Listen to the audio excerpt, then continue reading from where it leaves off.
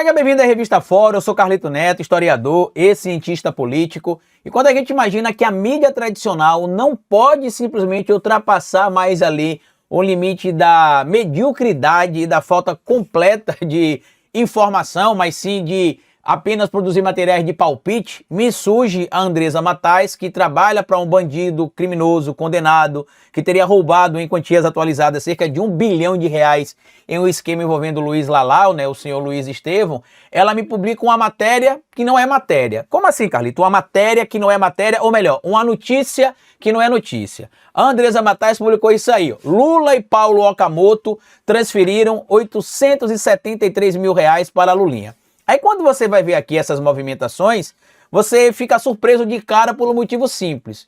O dinheiro sai de uma conta do presidente Lula para a conta do filho e de lá segue para um fundo de investimento do próprio banco.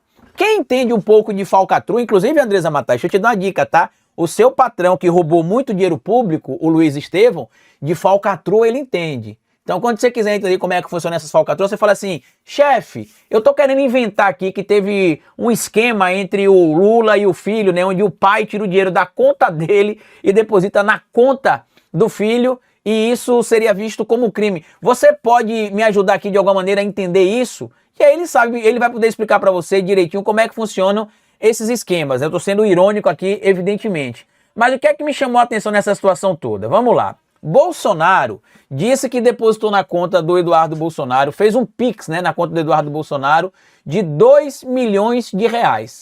Ele fala, olha, tirei dinheiro aqui da minha conta, tá ok? E mandei para Eduardo. Bolsonaro diz ter enviado R$2 milhões a Eduardo nos Estados Unidos. Botei dinheiro na mão dele, dinheiro limpo, legal, Pix, diz ex-presidente sobre envio de dinheiro ao filho.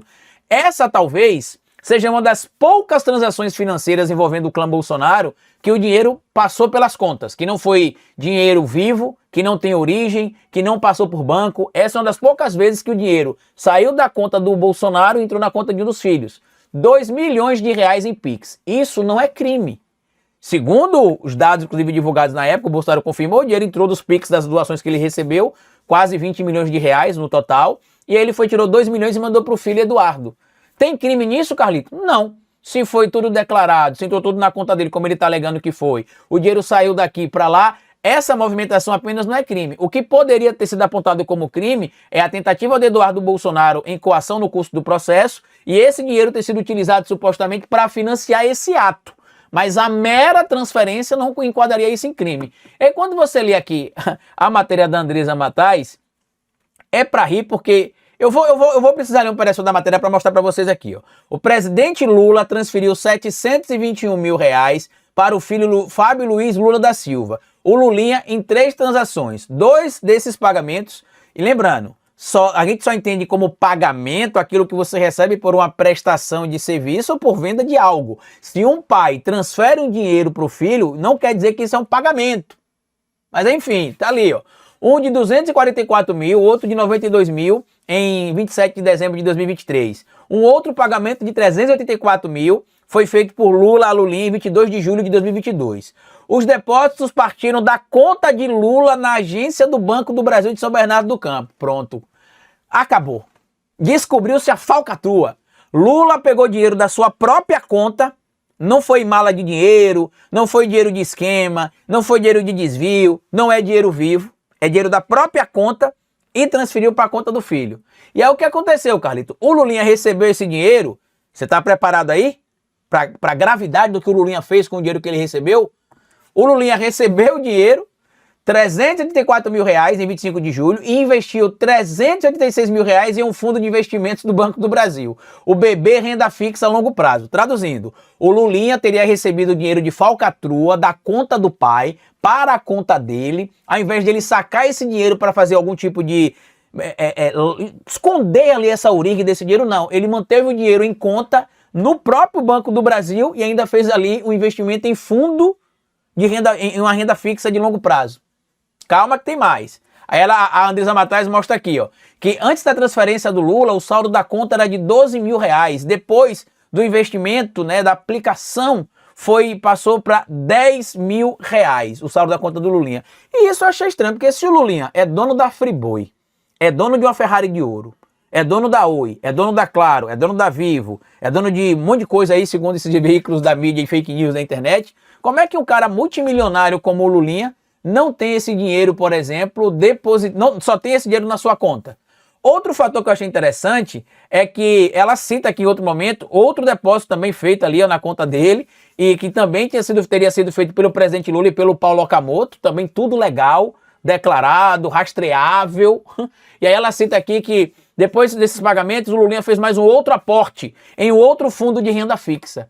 Andresa Matais, o seu patrão que roubou quase 1 bilhão em dinheiro público em valores atualizados, ele sabe que esquema de corrupção, você não tira o dinheiro da sua própria conta e manda para a conta de um filho, e esse filho, ao invés de sacar esse dinheiro, vai lá e aplica no próprio banco. Aí ela mostrou aqui que o Lulinha teria movimentado 19 milhões nos últimos 4 anos. Parte desse dinheiro, sabe o que foi? Herança. Agora sabe o que é que me chama a atenção? Uma operação chamada Operação Al Capone descobriu que Luiz Estevão teria, através de 5 clubes de futebol que seriam ligados a ele, lá no Distrito Federal, movimentado 1,5 bilhão de reais em movimentações que podem ser ilegais. Isso aqui que a Andresa Matais está trazendo não é notícia. Por que não é notícia? É como se eu, Carlito Neto, mandasse dinheiro para a conta da minha esposa, ou para a conta da minha mãe, ou do meu pai, como eu faço casualmente, e eles utilizassem esse dinheiro para pagar alguma coisa, para fazer um investimento em alguma coisa. O dinheiro está na minha conta, rastreado, declarado, sai da minha conta para a conta do meu pai, da minha mãe, das minhas irmãs, da minha esposa, rastreado, e elas vão lá e fazem pagamentos. Tudo isso é possível encontrar porque tem rastreamento. Agora, sabe o que é que me chamou a atenção? Nesse material da Andresa Matais, não saiu nada que tem dinheiro do careca do INSS na conta do Lulinha. Não tem nada dizendo que o Lulinha depositou dinheiro na conta do careca do INSS. Nada. O crime do Lulinha aqui é ter recebido dinheiro do próprio pai. Se o Lulinha é um criminoso porque recebeu pouco mais de 500 mil reais do próprio pai, imagina o que seria o Eduardo Bolsonaro, que recebeu em um Pix só, como está aqui, vamos lembrar na matéria, né? Em apenas um único Pix, ele teria recebido 2 milhões de reais. Se o Lulinha é bandido porque recebeu o Pix do pai, transferência do pai, né, inclusive, imagina o Eduardo Bolsonaro, né, que recebeu 4 vezes mais aproximadamente. O que é que me chama a atenção disso tudo aqui? Eles não conseguem ligar o presidente Lula a nenhum tipo de esquema de corrupção. Não conseguem. Não conseguem. Veja quantos imóveis o clã Bolsonaro comprou com dinheiro vivo. Quantas contas do clã Bolsonaro foram pagas por assessores, por pessoas de confiança, sem dinheiro passar na conta de ninguém. Nem na conta do Flávio, do Carlos, do Jair, de ninguém. Mas o que é crime, ou o que seria indício de ilegalidade, ou movimentações muito estranhas, seria o pai pegar o dinheiro da sua própria conta, transferir para a conta do filho. E como eu disse, o filho, ao invés de pegar esse dinheiro e esconder, porque seria supostamente dinheiro de falcatrua, ele vai e coloca esse dinheiro em fundo de aplicação. O que é que eu tô achando estranho nessa história toda? Para mim, o André Mendonça, se não já se tornou, está se tornando o novo Sérgio Moro. Por quê? Isso aqui é uma percepção pessoal minha. Em tese, né, vamos trazer aqui dentro do princípio da legalidade. Desde que o André Mendonça assumiu a relatoria do caso do Banco Master, toda a mídia passou a fazer matérias positivas sobre ele, que o caso ganhou um novo respiro, que o caso melhorou, que a Polícia Federal revela que teve avanços no caso do Banco Master após a entrada do André Mendonça. E a pergunta que não quer calar, qual foi a solicitação que a Polícia Federal fez ao ministro Dias Toffoli que ele não atendeu? Que ele falou, não vou atender, isso aqui eu sou contra. Tudo que a Polícia Federal pediu, o ministro Dias Toffoli atendeu. Então não faz sentido dizer que o Toffoli estava atrasando a investigação e o André Mendonça está adiantando a investigação, porque tudo aquilo que foi solicitado quando o Toffoli ainda era o relator do caso foi atendido. Nada foi impedido. E tem várias coisas que o André Mendonça está fazendo agora que a mídia apontou como ilegalidade do Toffoli, mas que agora não aponta como ilegalidade envolvendo o André Mendonça. Por quê? Porque para mim está tendo em tese uma clara atuação do André Mendonça, e essa é uma percepção pessoal, para facilitar talvez vazamentos para a mídia. Porque não tem como alguns vazamentos serem divulgados aí exclusivamente para a Andresa Matais, para o Estadão, para a Folha de São Paulo. E como eu disse, depois que o André Mendonça se tornou relator do caso, os vazamentos aumentaram. Quem está aqui acompanhando as minhas análises na revista Fórum, que tiver alguma crítica para fazer ao ministro Alexandre de Moraes, por exemplo, pode questionar o ministro, pode criticar o ministro de qualquer coisa, mas de ficar fazendo vazamento seletivo, eu acredito que ninguém aqui, absolutamente ninguém, vai ter como acusar. Por quê? Toda vez que alguma coisa vazava, de algum caso que o ministro Alexandre de Moraes estava relatando, rapidamente ele ia lá e suspendia o sigilo daquele documento. Para quê, Carlito? Para proibir que seja inventada qualquer tipo de ilação. Agora a gente está vendo aqui o crime que o Lula cometeu de ter dado dinheiro da sua própria conta rastreável para o seu próprio filho. É nesse nível. Vocês entenderam o nível da Andresa Matais? Que deixou de fazer jornalismo há muito tempo e hoje faz capangagem editorial. É o que ela faz.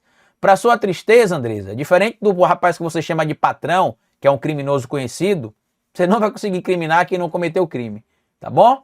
Grande abraço para quem acompanha a Revista Fórum. Deixa aqui o seu comentário e até o nosso próximo encontro. Tchau!